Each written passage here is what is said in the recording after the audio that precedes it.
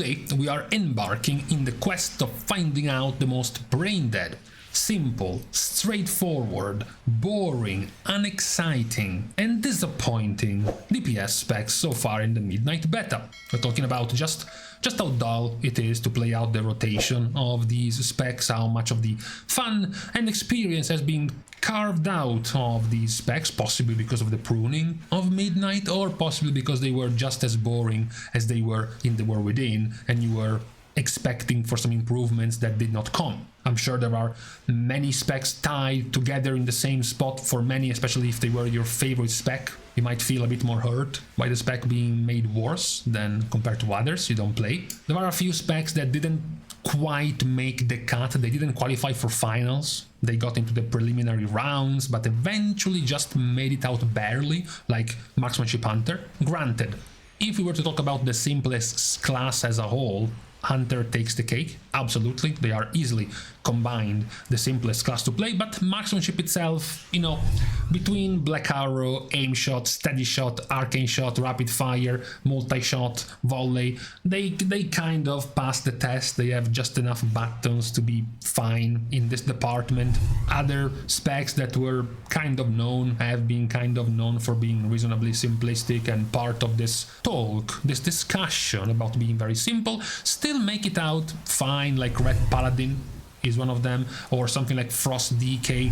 They still sort of get out by having enough buttons, in some cases having enough procs, enough buffs that change the priority of certain buttons, or maybe the having to line up certain cooldowns, smaller cooldowns, like for DK you have Pillar of Frost, Reaper's Mark, it's upgraded, Exterminate, the new Frostbane empowered button, as well as your own empowered rune weapon, now much shorter cooldown. So you do have enough variance there, enough changes there to make them not make the cut for the finals of the more simplistic specs. There were a couple of specs that did get close to making it into the podium, into the top 3 of the most simple ones. One was Devastation Evoker.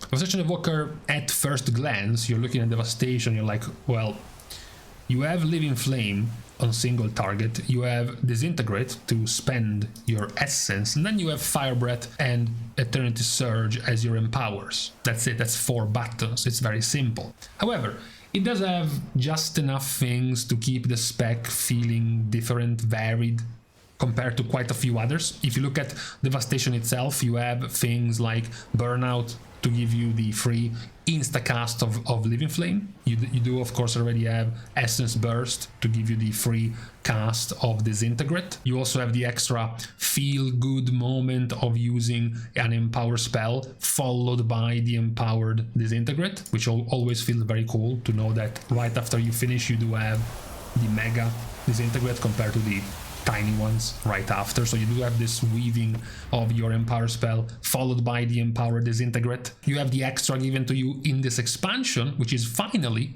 giving a reason for this ridiculous button to exist. Because right now, for example, is hitting for about 7k normal hit, and then after you use Eternity Surge, it gets upgraded to an Azure Sweep. Not only does it hit for a track, it's about 4 times, more than 4 times stronger than Azure Strike. It's also an AoE button you can use in AoE as well. So between that, having 2 charges after every Eternity Surge, plus your 2 empowers, after every empower your Disintegrate gets empowered, you still have the procs for the insta-cast of Living Flame, as well as now Deep Breath is an even more of a mini cooldown. Not only you get to use it once to get the 4 stacks of your discount, you have the second charge, you have the second use, so you have a total of 8 discounted Disintegrates you can use with Deep Breath. So all these things combined actually do keep Devastation to be still very fun, despite, as you can see, the absolute state of the clickable buttons in your rotation being very small. It's still very good. Another one that just barely did not make the cut to enter the podium of the simplest of specs was Balanced Druid. Of course, at first glance, Balanced Druid is like, well, you put up the dots, Moonfire and Sunfire, you build Astral Power with Wrath, and you spend it with Star Surge. Again, that's 4 buttons. And unlike Devastation, they don't even have any cool procs that we see in the talents, right?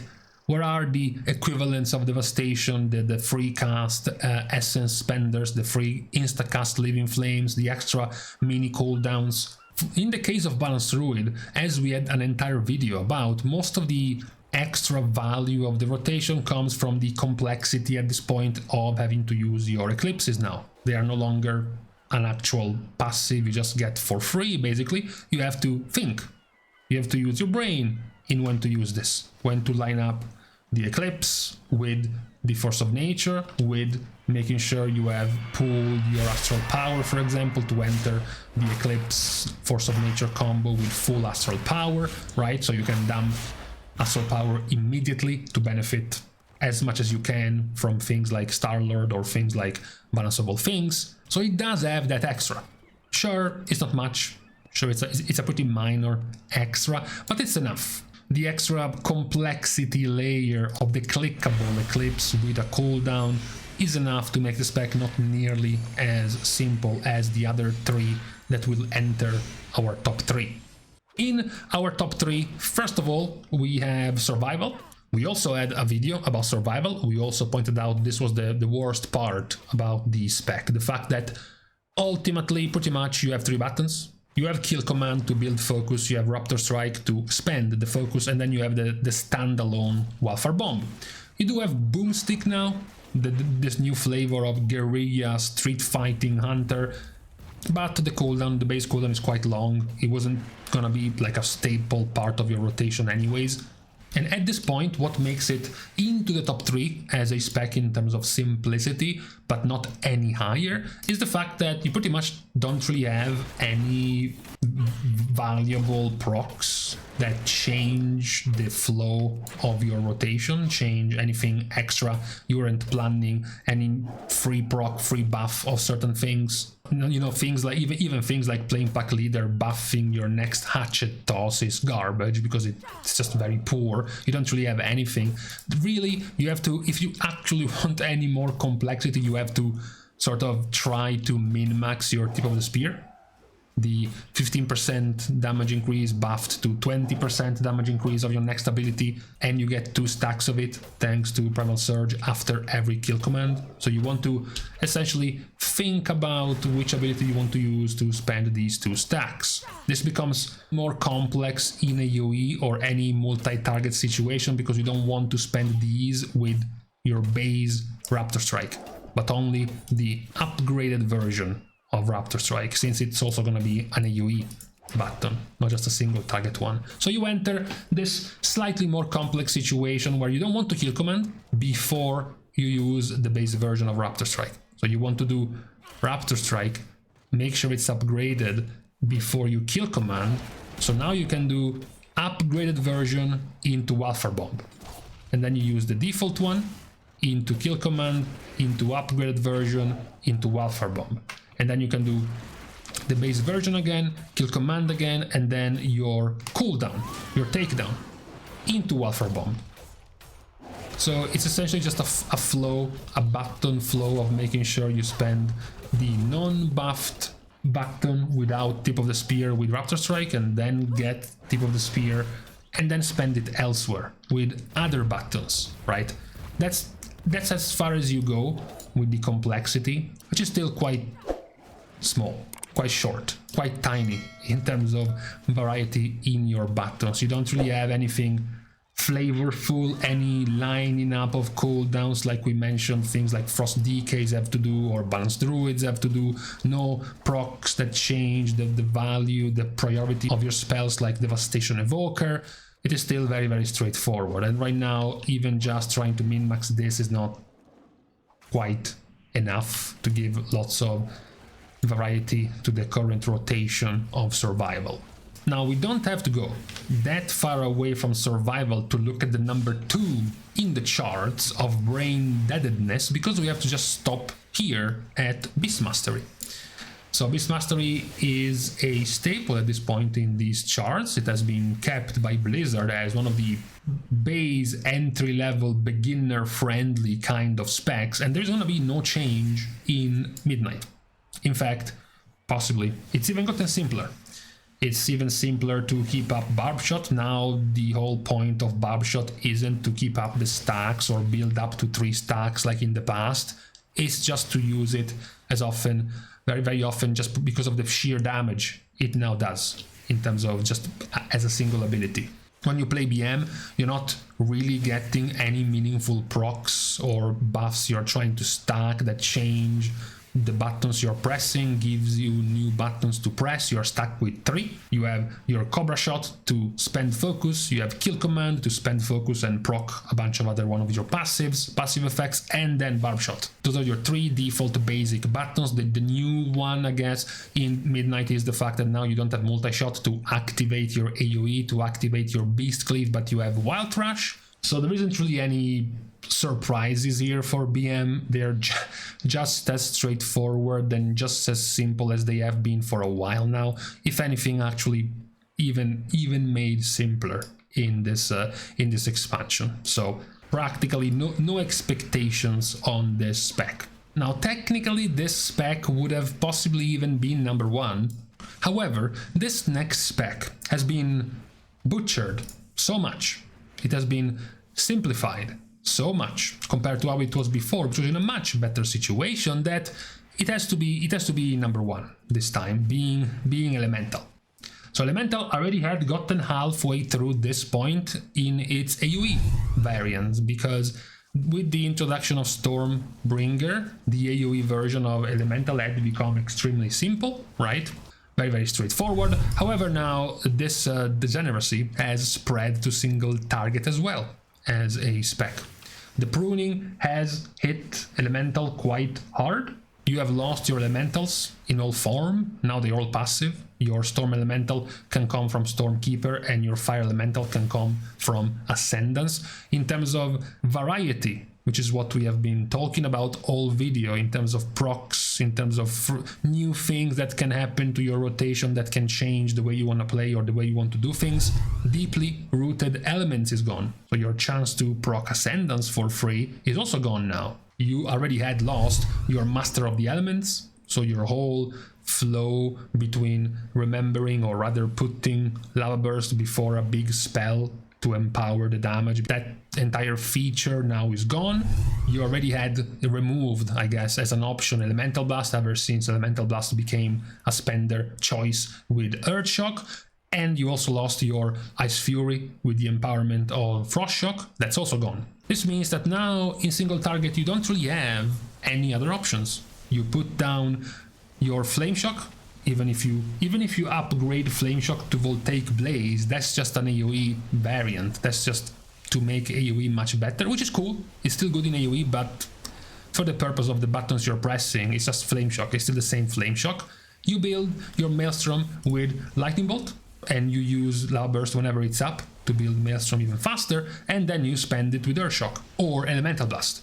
That's all you're doing. Every 30 seconds you're clicking on Ancestral Swiftness because you get the instacast, Lava Burst and the procs of your ancestors. Every minute you use Stormkeeper to get the free cast, the free instacasts of Lightning Bolt, but those will still be your same buttons. The only proc that changes your rotation continues to be your reset and instacast of Lava Burst. So your Lava Surge procs are still there, but that's just about the only proc you're getting as a spec. Everything else is very, very boring in the entirety of your talent tree. Almost every talent you look at is extremely passive, it's just damage increase, doesn't actually change anything about your rotation. Even your Apex talents. Your Apex talents are arguably some of the strongest talents in the game when it comes to scaling your spec down the expansion. You have Elemental Overload, damage increased by 35% plus 10% flat extra crit chance, and now your crits do even more damage than before, and now Elemental Overloads have a 25% chance to overload again. These are incredibly strong when you get more and more item level because they work off of your mastery and crit, right? Your mastery is Elemental Overload, so something that gives you much more damage with your overloads, as something that buffs your crit and makes your crit more valuable, makes these become very powerful as you get more and more stats, right? At the start of the expansion, you will have 10% crit. Towards the end of the expansion, you will have 35% crit. So the value of this Apex talent making your crits do more damage obviously becomes stronger the more item level you get. But none of this helps though. None of this helps the spec being a 3-button disaster right now in terms of variance. As we said, the 3-button disaster already came in AoE this expansion. Playing Stormbringer, you were practically ending up playing just Chain Lightning Earthquake, and then you were basically only reminding yourself to click something else when you get your Tempest proc, when you got to click Tempest, which was with Lightning Bolt only, and that was about it. But now, even your single target version of the spec is very, very streamlined, very, very straightforward, very little variance in what you're clicking, what you're pressing. It's the pressing, because the spec was quite good, the spec was quite varied, and now it has been turned in quite the bad one in Midnight so far. So that's what we have in our first look at the specs and how they have been changing in Midnight in terms of complexity, difficulty, or the opposite, how simple, straightforward, and overall just thoughtless to play so far. Those are the specs we have seen at the top of these charts for now. There is, of course, always the shout out of a few melee specs, which are, you know, in a bit of a different niche. It's not about having few buttons, because in their case, it's more about pressing them very fast, pressing them very quickly. It's essentially a training regime to strengthen your defense against carpal tunnel issues, like Outlaw Rogue.